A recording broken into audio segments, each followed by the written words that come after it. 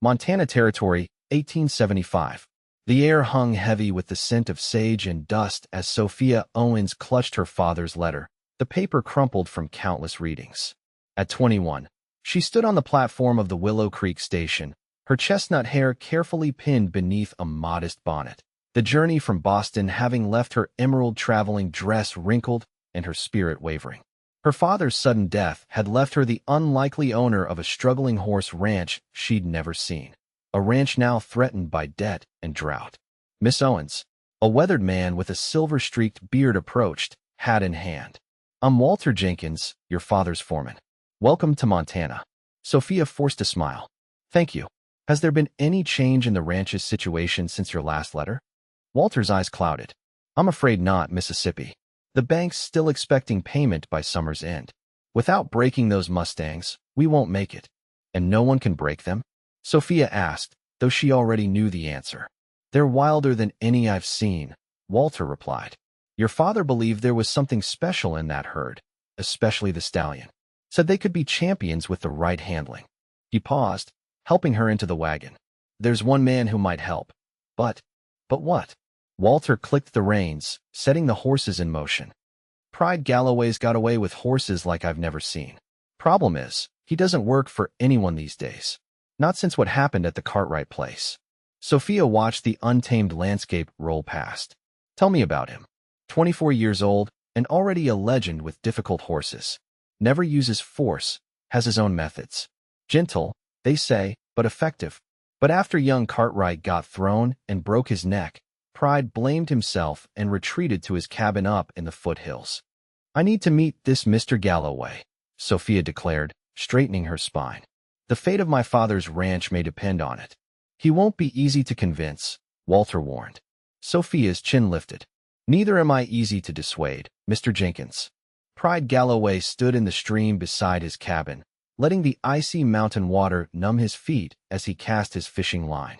At 24, his lean, muscular frame spoke of years in the saddle, while his sun-kissed skin contrasted with eyes the deep blue of a summer sky. His sandy blonde hair fell carelessly across his forehead as he focused on the rippling water. The sound of an approaching wagon broke his concentration. Visitors were rare and unwelcome. Pride waded to shore, grabbing his boots and hat just as Walter Jenkins' wagon appeared around the bend. Walter, he acknowledged with a nod. Then his eyes fell on the woman beside the foreman, and something in his chest tightened. She sat straight-backed in her fine dress, looking entirely out of place in the wilderness, yet somehow commanding it with her presence. Pride, this here's Miss Sophia Owens, Walter said. Charles Owens' daughter, come all the way from Boston.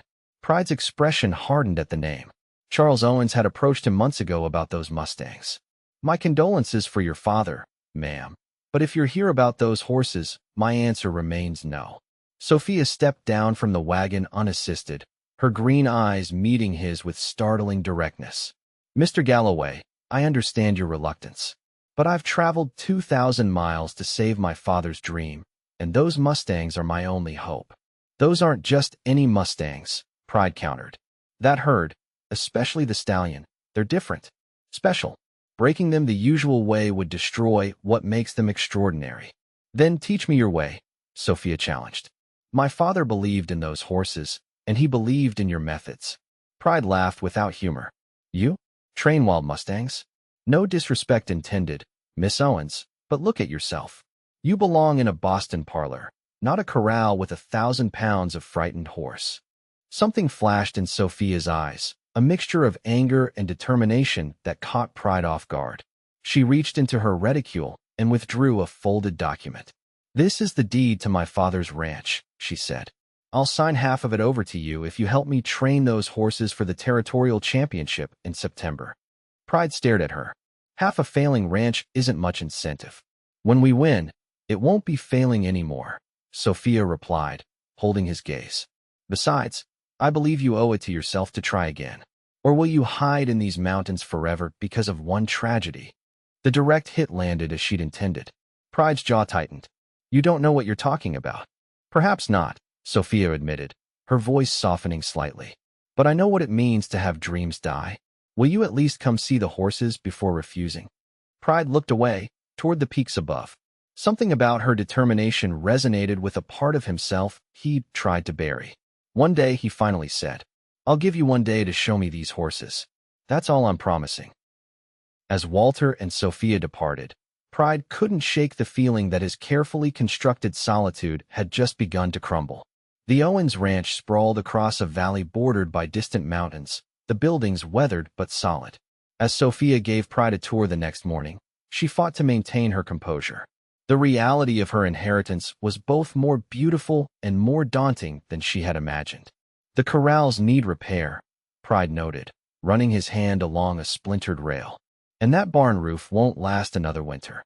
"I'm aware of the challenges," Sophia replied, smoothing her simple blue calico dress, the most practical garment she'd brought from Boston. "But the pressing issue is there." She pointed toward the far pasture where dark shapes moved like shadows against the landscape. Pride squinted against the morning light. "The mustangs." "Yes, 17 of them, including the stallion my father called Tempest." They walked in silence to the edge of the pasture. The herd grazed at the far end, but one horse stood apart, a magnificent black stallion with a single white blaze down his face. Even at this distance, Pride could sense the animal's power and intelligence. "Your father wasn't exaggerating," he murmured, almost to himself. "That's a once-in-a-lifetime horse." Sophia felt a flutter of hope. "Then you'll help." Before Pride could answer, the stallion's head snapped up, nostrils flaring as he caught their scent. He gave a piercing neigh that sent the herd into motion, the thunder of hooves vibrating through the ground as they raced to the opposite end of the pasture. "Two of my father's best hands were injured trying to break him," Sophia said quietly. "Walter says the stallion seems to understand what they're trying to do before they do it." Pride nodded slowly, his eyes never leaving the distant horses. "Breaking isn't what he needs. Or any of them. Where I learned to work with horses, with an old Lakota horseman, they believe some horses carry spirits too strong for breaking. They need to be gentled, partnered with. It takes time. More time than you might have before the bank calls in its loans." "Then we'd better start immediately," Sophia replied, the steel returning to her voice. Pride finally turned to look at her, something like reluctant admiration in his eyes. "You're not what I expected, Miss Owens." "Neither is this life," she admitted. "But here we are." As they walked back toward the house, Pride outlined what they would need: a round pen constructed to his specifications, supplies, and patience. "And you'll need different clothes," he added, glancing at her dress. "Something that allows you to move quickly if necessary." Sophia raised an eyebrow. "I beg your pardon. If you're serious about learning, you'll be working alongside me," Pride stated. "These horses need to trust you as much as they trust me." I don't have riding clothes," Sophia admitted, flushing slightly. "My riding in Boston was limited to side saddle in the park." Something that might have been amusement flickered across Pride's face. "Walter's wife might have something that could be altered. This isn't Boston, Miss Owens. Practicality matters more than propriety out here." As they reached the house, Sophia paused at the porch steps. "Mr. Galloway, there's something else you should know." She hesitated, then forged ahead. "The bank won't wait until the championship to begin foreclosure proceedings. We have 6 weeks to show significant progress, either with the horses or with finding additional funds." Pride's expression darkened. "That wasn't part of our agreement." "I know, and I apologize for the omission," Sophia said. "But I needed your help too desperately to risk full disclosure." For a long moment, Pride said nothing, and Sophia felt her hopes sinking. Then he sighed. 6 weeks to gentle a wild stallion and prepare him for competition. "It's impossible." "Is it impossible? Or merely difficult?" Sophia challenged. Their eyes locked, a current of something undefined passing between them. Finally, Pride shook his head. "I'll stay, Miss Owens. But I want something else in addition to half the ranch." "What's that?" "The truth," he said simply, "about why this place matters so much to you. You never knew your father, did you?" Sophia's eyes widened. "How did you?" "Your father talked about his daughter back east. Said he hadn't seen you since you were a baby, after your mother took you away. So why fight so hard for the dream of a man you never knew?"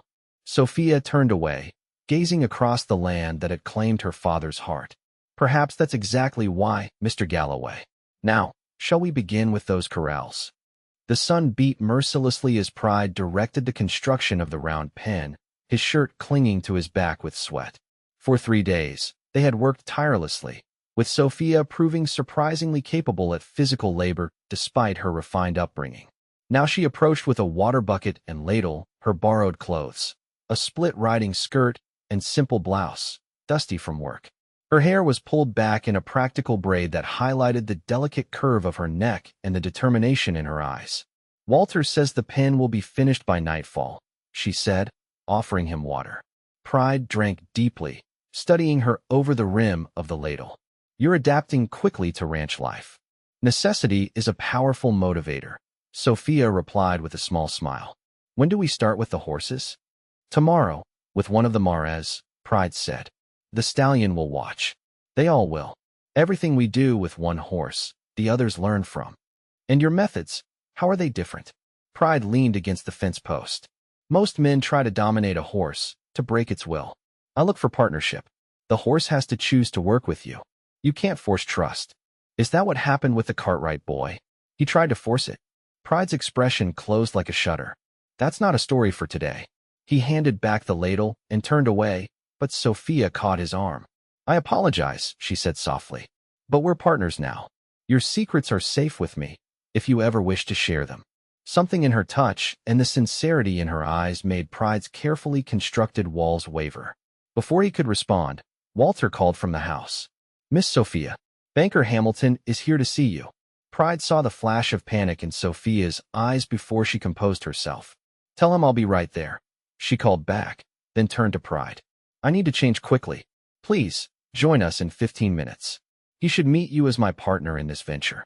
As she hurried away, Pride couldn't help but admire her resilience.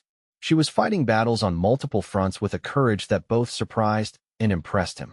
Exactly 15 minutes later, Pride entered the ranch house parlor, his hair still damp from a hasty washing, to find Sophia seated across from a portly man in an expensive suit. She had somehow transformed herself back into a Boston lady, wearing a simple but elegant blue dress, her hair neatly arranged. "Mr. Hamilton, this is Pride Galloway, the horse trainer I mentioned," Sophia said smoothly. "Mr. Galloway, Herbert Hamilton of First Montana Bank." Hamilton gave Pride a dismissive glance. "Yes, I've heard of your unusual methods, Galloway. Not what I would consider a sound investment strategy, Miss Owens."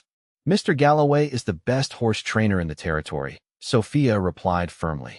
"With his expertise, we'll have those mustangs ready for the championship." Hamilton's laugh held no humor. "Miss Owens, I admire your optimism, but the bank requires more than promises. Your father's debts are substantial. What exactly would satisfy the bank, Mr. Hamilton?" Pride asked, his voice leveled despite the tension he felt. The banker straightened his waistcoat. "A payment of $500 would demonstrate good faith and extend your timeline by 3 months." Sophia's composed expression never faltered, but Pride saw her hands tighten in her lap. $500 might as well have been $5,000 for a struggling ranch. "We'll have your payment in 4 weeks, Mr. Hamilton," Sophia stated confidently. After the banker left with obvious skepticism, Sophia's shoulders slumped slightly. "I don't suppose you have $500 hidden in that cabin of yours," she said with a weak attempt at humor. Pride studied her face. "There's something you're not telling me." Sophia rose and moved to the window, looking out at the corrals where their work waited. "My father wrote to me regularly throughout my life, though my mother kept his letters from me until after her death last year.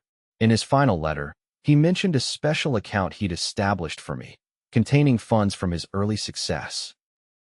And Pride prompted when she fell silent. "And I've been trying to locate it since arriving. The bank has no record of it.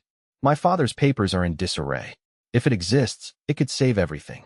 If not," she turned back to him, vulnerability showing beneath her confident facade. "Then I'm asking you to perform a miracle with those horses." Pride moved closer, surprised by his desire to comfort her.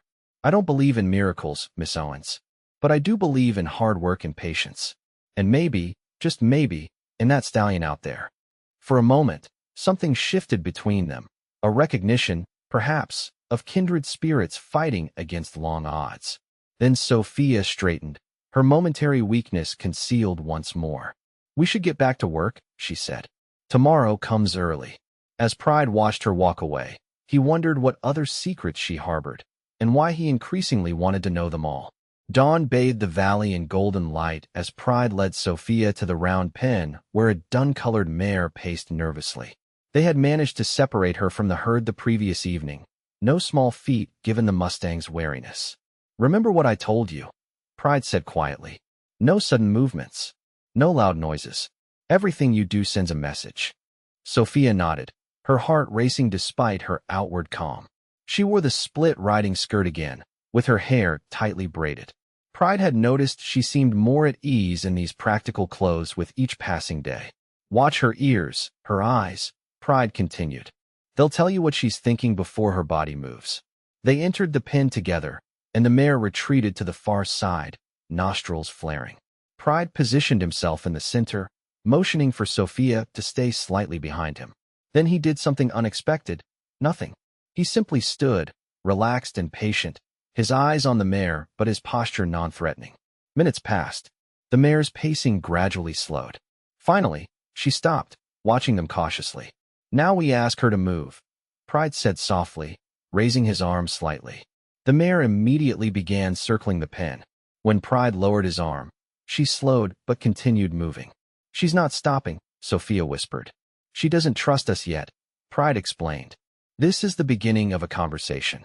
He raised his other arm, and the mare changed direction. Every gesture has meaning. We're establishing communication. For over an hour, they worked with subtle movements, asking the mare to change speed and direction. Gradually, Pride included Sophia in the process, guiding her movements until she was directing the horse on her own. When the mare finally stopped and turned to face them, ears forward, Pride smiled. The first genuine smile Sophia had seen from him. "Now we wait," he said. "Let her choose to approach." "How will we know if she's ready?" Sophia asked. "She'll tell us," Pride replied. "That's the key, listening to what the horse is saying."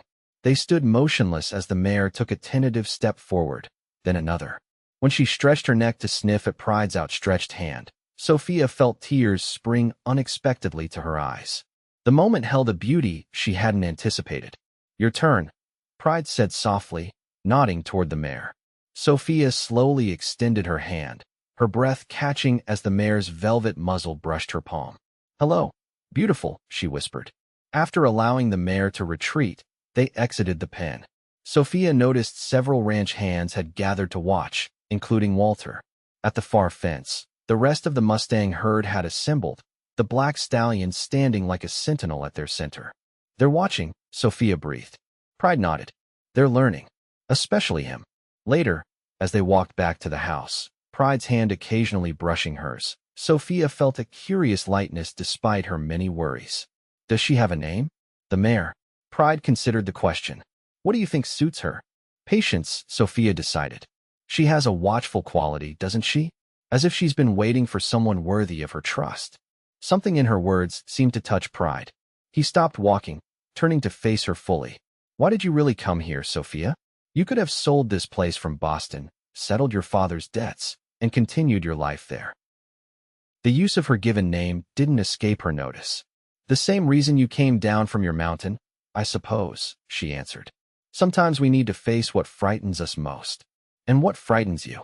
Sophia looked toward the distant mountains. "Never knowing who I might have been, had I chosen differently." She met his eyes. "What about you, Pride?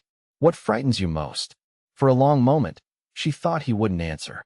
Then, quietly, being responsible for another tragedy.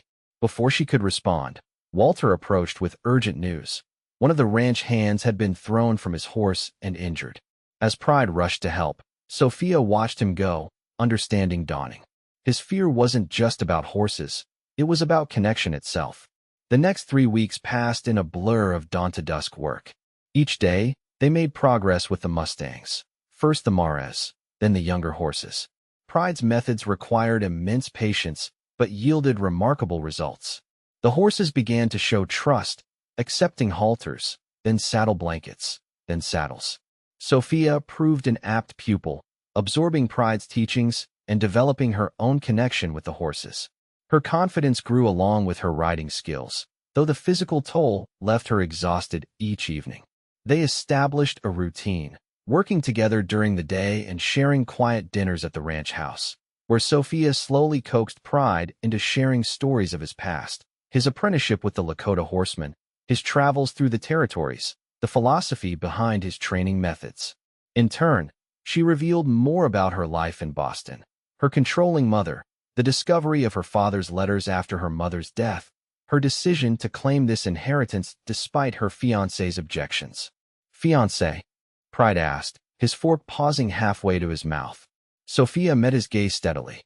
"Former fiancé. When I chose to come west, he chose to marry someone else." "His loss," Pride said simply, and something warm bloomed in Sophia's chest.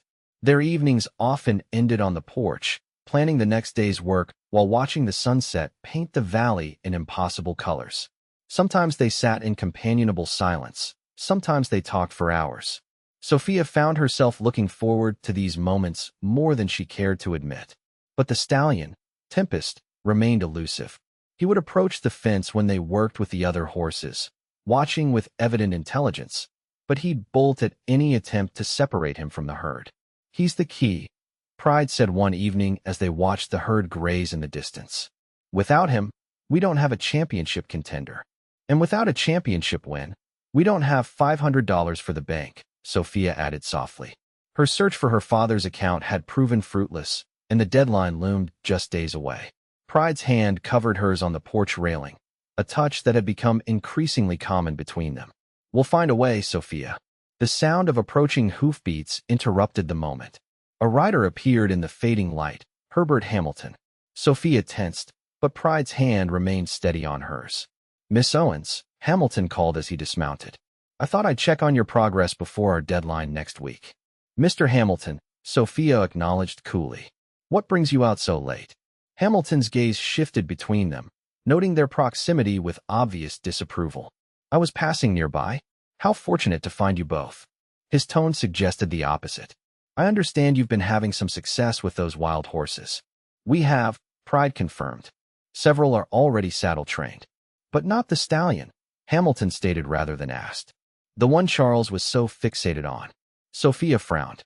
"How would you know about my father's interest in the stallion specifically?" Something flashed across Hamilton's face, annoyance, perhaps, or concern. Everyone knew Charles's obsession with that particular horse. Said it would make his fortune. He smoothed his waistcoat. "Well, I won't intrude on your evening. Remember, Miss Owens, $500 by next Friday, or I'll be forced to initiate foreclosure." As he rode away, Pride's expression darkened. "He knows something." "About what?" "I'm not sure," Pride admitted. "But his interest in the stallion seems specific." Sophia stared after the banker's retreating figure. "My father's last letter mentioned that Tempest was special beyond his obvious quality, that he was the key to everything. I assumed he meant the horse's potential value. But what if there was more to it?" Pride squeezed her hand. "Tomorrow, we focus on Tempest. Whatever secret he holds, we need to discover it soon." Dawn found them at the pasture fence, watching the Mustang herd's morning routine. The stallion led them through a series of movements that seemed almost choreographed, from the creek to the open grassland, alert to every sound and movement. "He's protecting them," Sophia observed. "Everything he does is about keeping them safe." Pride nodded, a plan forming. "Then that's our way in. Not by separating him, but by earning the herd's trust first." They spent the morning bringing the already gentle Mares to graze near the fence, allowing the wild herd to observe from a safe distance. By midday, the distance had shrunk considerably, with Tempest maintaining a watchful but less anxious presence. "Now," Pride said quietly, "we enter their space, not to catch or control, but simply to exist alongside them." They slipped through the fence, moving slowly, stopping whenever the horses showed signs of nervousness. It took hours of incremental movement, but eventually they were able to sit quietly in the grass while the herd grazed nearby. Tempest maintained his distance, but his attention never wavered from them. "This is how the Lakota would approach wild horses," Pride explained in a low voice. "Becoming part of their environment until they accept your presence." As the sun began its descent, Sophia noticed something odd about Tempest's behavior. "He keeps returning to that cluster of rocks," she whispered. "See? It's the third time he's gone there." Pride followed her gaze. "You're right. That's unusual. Should we investigate?" Pride considered this. "Not yet. We've made good progress today. Let's not risk spooking them." They retreated as slowly as they had approached, careful not to disturb the delicate trust they'd established. As they walked back to the ranch house, Pride's hand found the small of Sophia's back in a gesture that had become natural between them. "You have good instincts with the horses," he told her. "You notice things others might miss." Sophia smiled up at him. "I had an excellent teacher." Something shifted in Pride's expression, a softening around his eyes, a slight parting of his lips, that made Sophia's heart race. For a breathless moment, she thought he might kiss her. Then Walter's voice called from the house, breaking the spell. "Miss Sophia, you've got a visitor."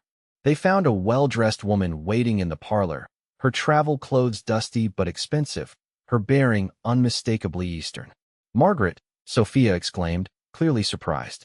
"What on earth are you doing in Montana?"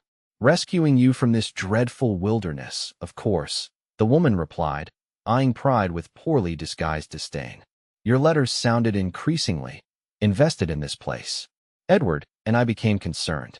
"Edward?" Pride questioned. Sophia's face tightened almost imperceptibly. "My former fiancé's brother. Margaret is his wife." Margaret waved her hand dismissively. "This misunderstanding with Edward can be resolved, Sophia. He's willing to reconsider your engagement, given certain assurances about your return to Boston and the sale of this unfortunate inheritance." Pride felt something cold settle in his stomach. He'd known Sophia would eventually return east, had reminded himself of it daily, but hearing it discussed so matter-of-factly still cut deep. "Margaret, this is Pride Galloway," Sophia said, her voice carefully controlled. "My partner in the ranch." Margaret's eyebrows rose. "Partner? Sophia, what would your mother say?" "My mother is no longer here to object," Sophia replied evenly. "Mr. Galloway is a respected horse trainer who's helping prepare our mustangs for the territorial championship." "Mustangs?" Margaret laughed incredulously. "Oh, Sophia, surely you've indulged this frontier fantasy long enough.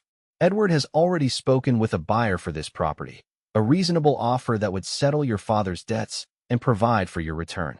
Pride watched Sophia's expression, trying to read her thoughts. Would she be tempted by the easy resolution? A return to the life she'd known, free from financial worry and physical hardship? "I appreciate Edward's concern," Sophia said carefully, "but I've made commitments here that I intend to honor." Margaret's smile didn't reach her eyes. "At least promise to consider it. The buyer is quite eager. Mr. Hamilton speaks very highly of him." Pride and Sophia exchanged a sharp glance at the banker's name. "Hamilton is involved in this offer?" Sophia asked. "He's facilitating the introduction, yes. The gentleman arrives tomorrow and is most anxious to tour the property." Margaret yawned delicately. "Now, I'm exhausted from travel.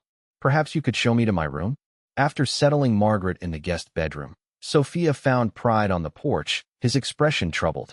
"I didn't invite her," she said immediately. "Nor did I solicit offers for the ranch." "You don't owe me explanations," Pride replied, though his relief was evident. "But Hamilton's involvement in a potential sale raises questions, especially given his interest in Tempest." "Tomorrow, we investigate those rocks," Sophia decided.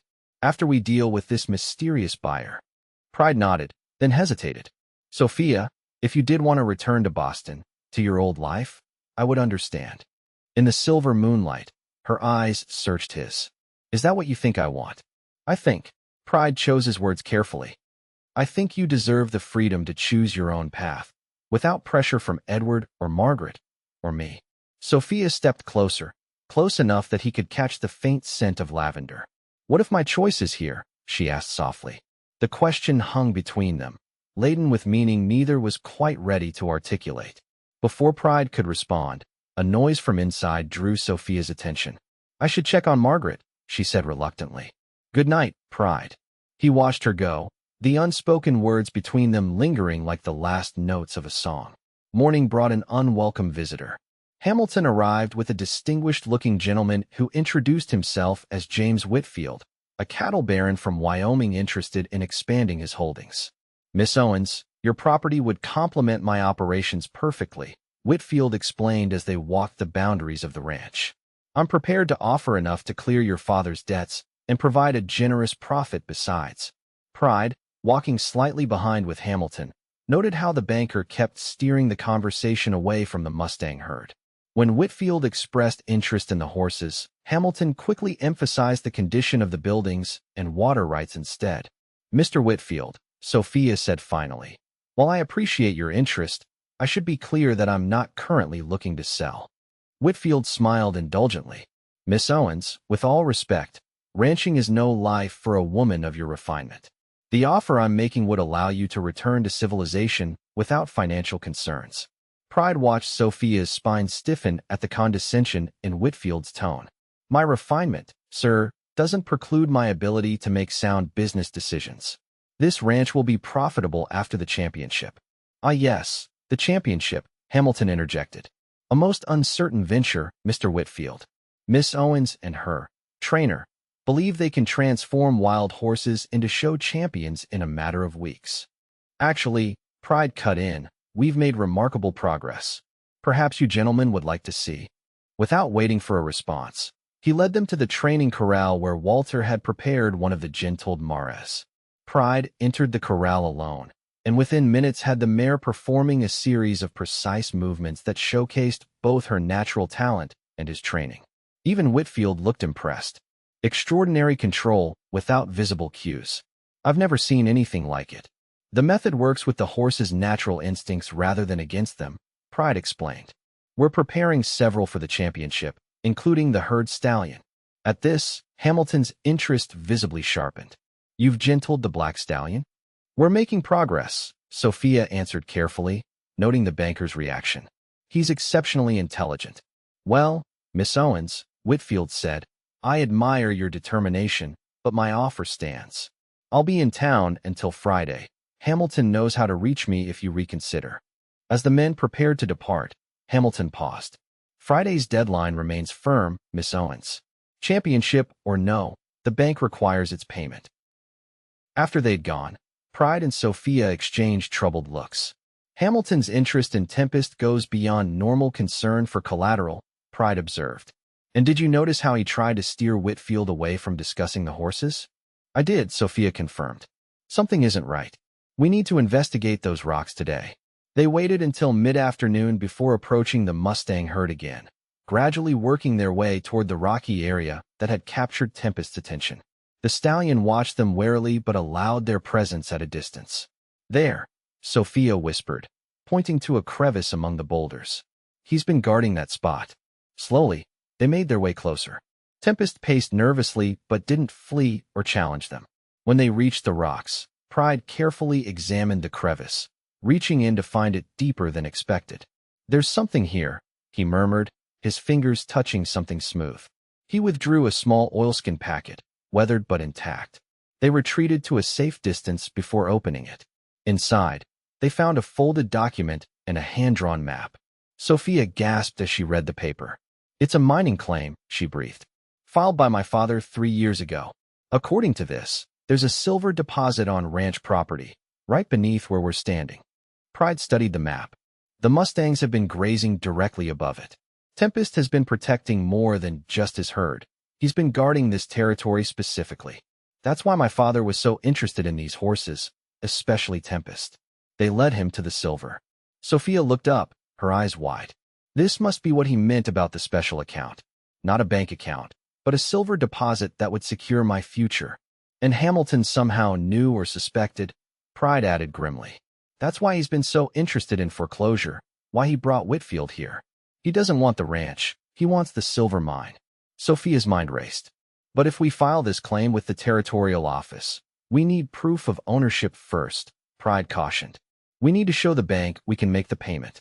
"The championship," Sophia said firmly. "We have 3 days to get Tempest ready." Pride's expression was serious. "Sophia, even with everything we've accomplished, getting Tempest prepared for competition in 3 days would be a miracle," she finished. "Then I suppose it's time to believe in one." That evening, after sharing their discovery with Walter but swearing him to secrecy, Pride and Sophia returned to the Mustang pasture. The setting sun bathed the landscape in amber light as they sat quietly at the edge of the herd's grazing area. "If we push too hard with Tempest, we'll lose everything we've built," Pride explained. "Trust can't be rushed." "Then we don't push," Sophia replied. "We invite." She withdrew an apple from her pocket. carefully sliced it, and placed pieces in a line leading toward where they sat. For nearly an hour, they waited motionless as the horses gradually moved closer to investigate the offering. Several mares came first, accepting the treats and growing comfortable with their presence. Finally, Tempest approached, his powerful frame tensed for flight, but his curiosity evident. He stopped several yards away, watching them intently. "He's deciding," Pride whispered. Sophia slowly extended her hand, palm up, with the last apple slice. "It's your choice," she said softly to the stallion. "Partnership, not surrender."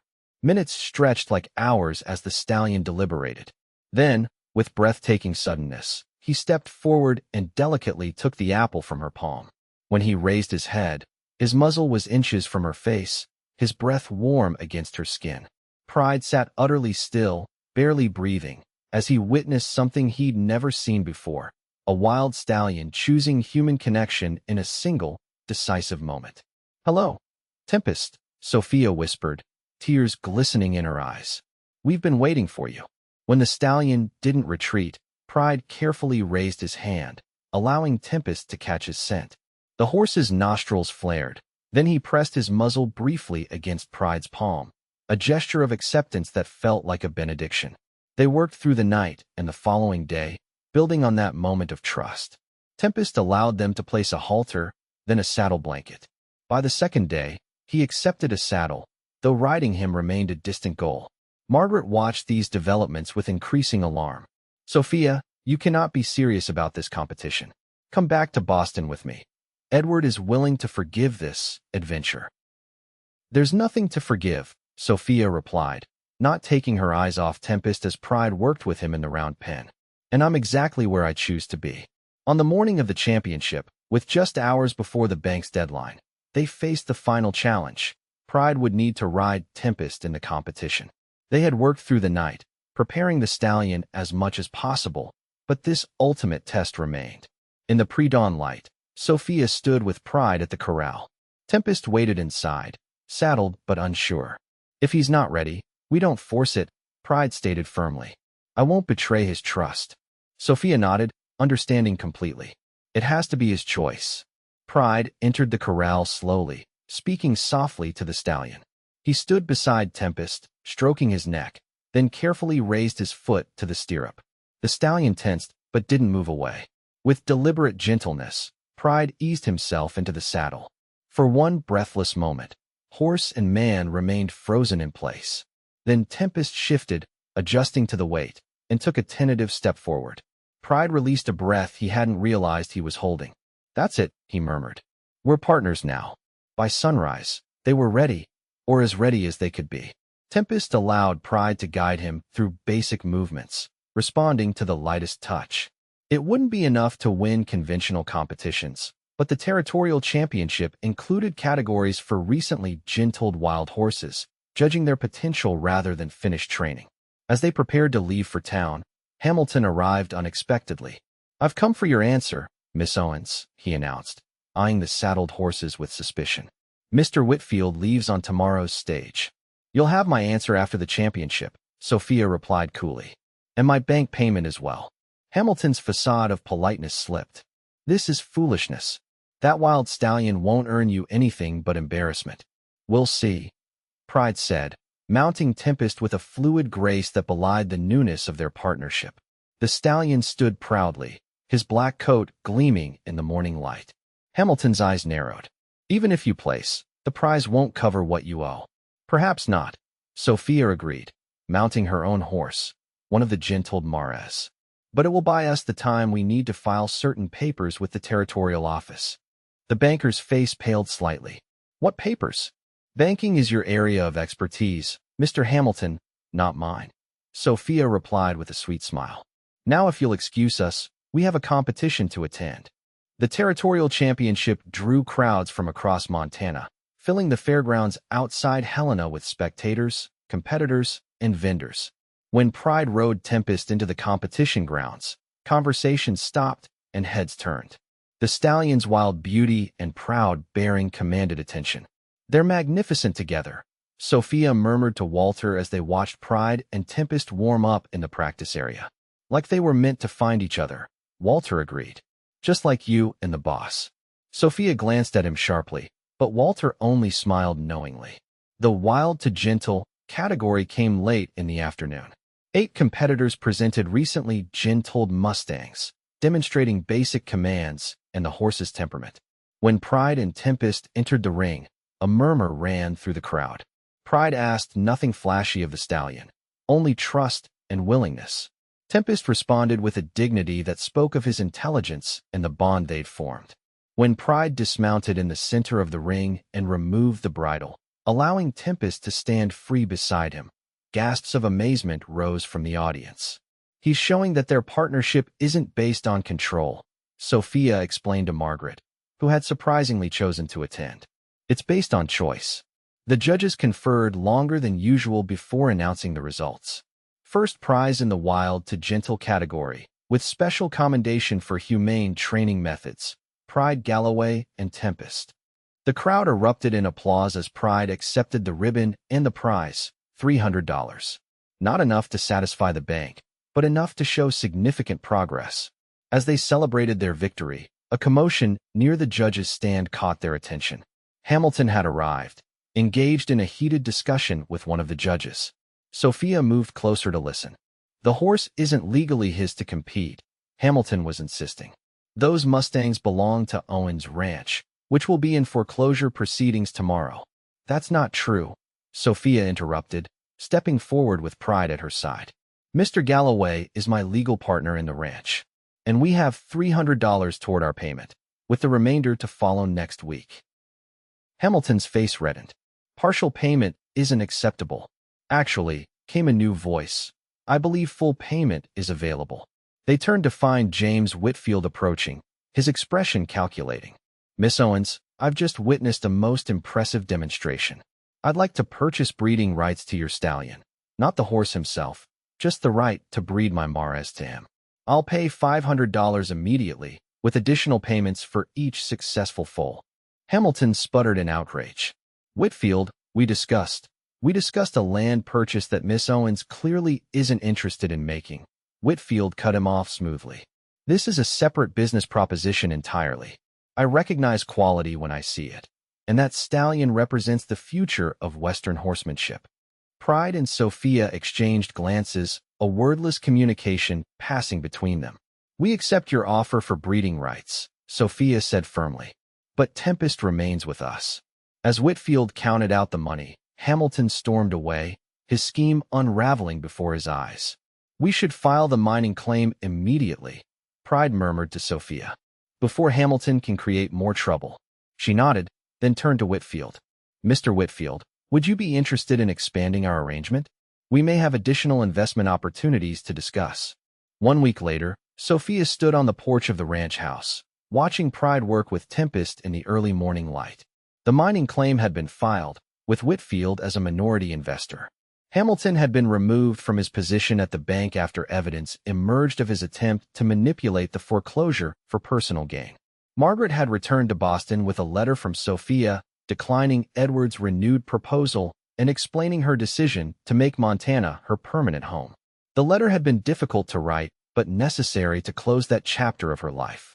You're up early, Pride observed, approaching the porch after finishing with Tempest. In the weeks since the championship, the bond between man and horse had deepened into something remarkable. I couldn't sleep, Sophia admitted. Too many thoughts. Pride climbed the steps, stopping beside her. The easy companionship they developed had deepened into something neither had named yet, though it lingered in every glance, every casual touch. Good thoughts, I hope. Sophia turned to face him fully. Pride, we haven't discussed what happens now. The ranch is saved, the horses are thriving, but we haven't talked about us, he finished for her. Yes. She took a deep breath. When you came down from your mountain, you agreed to help in exchange for half the ranch and the truth. You've more than earned your half of the property, but I'm not sure I've given you the complete truth yet. Pride's expression softened. What truth is that? That I didn't just come west to claim my inheritance, Sophia said quietly. I came to find the part of myself that never belonged in Boston. And I found it here, not just in this land or these horses, but in working beside you, in learning to trust my instincts. She hesitated, then finished bravely, in falling in love with you. For a moment, Pride was utterly still, his blue eyes searching hers. Then he reached out, gently tucking a strand of hair behind her ear, his fingertips lingering against her cheek. When I came here, he said softly, I was running from my past, from guilt and grief over a tragedy I couldn't prevent. I thought I was teaching you about horses, but you were teaching me something far more important. What's that? Sophia asked, her heart racing. That some risks are worth taking, Pride answered, drawing her closer. That trust, once broken, can be rebuilt. That the most valuable partnership isn't about control, but about choice. His lips met hers in a kiss that felt like coming home, gentle at first, then deepening with all the emotion they'd held in check for weeks. When they finally parted, Sophia rested her forehead against his. So you're staying? She whispered. Not just for the ranch or the horses? Pride smiled, the last shadows lifting from his eyes. I'm staying for you, Sophia. For us. For the life we'll build together.